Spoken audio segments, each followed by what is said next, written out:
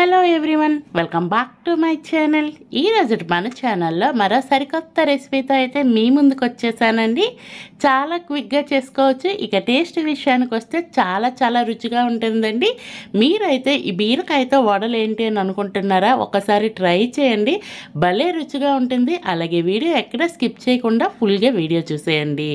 ఇక recipe start చేసుకుందాం. దీనికోసం అయితే ఒక కప్పుతో మినప్పప్పును తీసుకోండి. దీన్ని 1-2 సార్లు కడిగేసి వాటర్ వేసేసి ఒక 2 గంటల సేపు నానబెట్టుకోండి.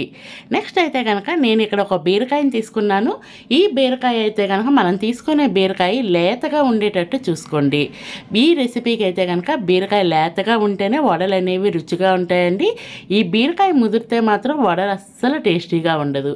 ఇలా తీసుకున్న బీరకాయని పైన ఉన్న తొక్కనైతే నేను వీడియోలో చూపించిన విధంగా పీల్ చేసేయండి. ఒక్కొక్కరికి పీల్ చేయడం ఇష్టం ఉండదు, తొక్క తీయడం ఇష్టం లేని వాళ్ళు అయితే కనుక అదే విధంగా చిన్న చిన్న పీసెస్ లాగా అయితే కట్ చేసుకోండి. నేను వీడియోలో చూపిస్తున్నాను చూడండి.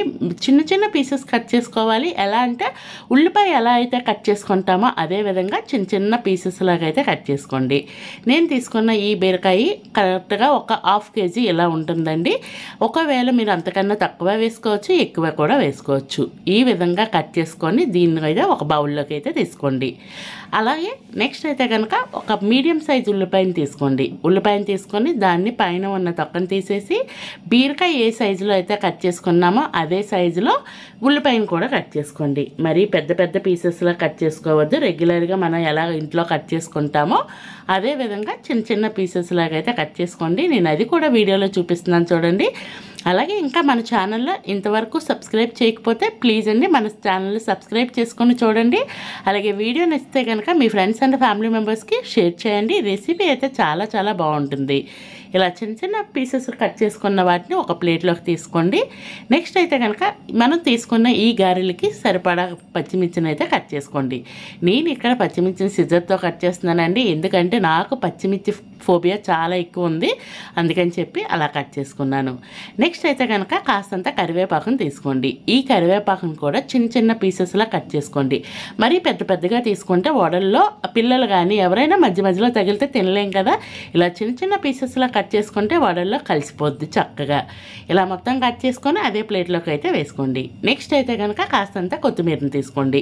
కొత్తిమీరని కూడా ఇదే విధంగా సన్నగా తురిమేసుకోండి. ఇలా మొత్తం కట్ చేసుకున్న తర్వాత ఈ కొత్తిమీర తరుగును కూడా అదే ప్లేట్లో వేసుకోండి.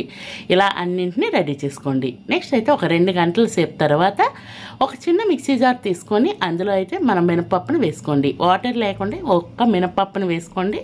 అలాగే ఒక తగినంత వాటర్ వేసుకొని నేను వీడియోలో చూపించిన విధంగా ఈ మిక్సీ జార్లో అయితే కనుక పేస్ట్ని రెడీ చేసుకోండి. ఇలా మొత్తం రుబ్బుకున్న తర్వాత దీన్ని పక్కన పెట్టేయండి. నెక్స్ట్ అయితే ఒక మిక్సింగ్ బౌల్ తీసుకొని అందులో ముందుగా కట్ చేసి పెట్టుకున్న బీరకాయ ముక్కలు వేసుకోండి. అలాగే ఉల్లిపాయ ముక్కలు, అలాగే పచ్చిమిర్చి, కొత్తిమీర, కరివేపాకు అవన్నీ తరుగంతా వేసుకోండి. అలాగే టేస్ట్ తగ్గ సాల్ట్ వేసుకోండి. 1 స్పూన్ వరకు జీలకర్రను వేసుకోండి. వేసుకొని ఇవన్నింటినీ ప్రెస్ చేస్తూ కలపండి. ఇలా సాల్ట్ వేసి కలపటం వల్ల ఏంటంటే బీరకాయలో నుంచి అలాగే ఉల్లిపాయల్లో నుంచి కాస్తంత వాటర్ అనేది వస్తుంది. అలాగే నెక్స్ట్ అయితే కనుక మనం ముందుగానే మిక్సీ పట్టుకున్న ఈ మినపరుబ్బుని తెచ్చి వేసేయండి. వేసేసి 1 కప్పు వరకు ఇందులో బియ్యం పిండిని వేసుకోండి. వేసుకొని ఫస్ట్ కలిపేసుకోండి. మొత్తం వాటర్ ఏమీ లేకుండా కలుపుకోవాలి. ఇలా మొత్తం కలుపుకున్న తర్వాత పిండి పడుతుంది అనుకుంటే కనుక మరొక 1/2 కప్పు టు కప్పు వరకు వేసుకోండి. కొంచెం కొంచెం పిండి వేసుకుంటూ నేను వీడియోలో చూపించిన విధంగా పిండిని అయితే మనకి ఎప్పుడు వడపిండి ఎలా కలుపుకుంటామో ఎలా ఉంటుందో అలా కలుపుకోవాలని. మరీ గట్టిగా ఉండకూడదు, అలా అని మరీ లూజుగా ఉండకూడదు. ఇలా కలిపి పెట్టుకున్న పిండిని టైం ఉంటే కనుక ఒక 1/2 గంట సేపు పక్కన పెట్టేయండి.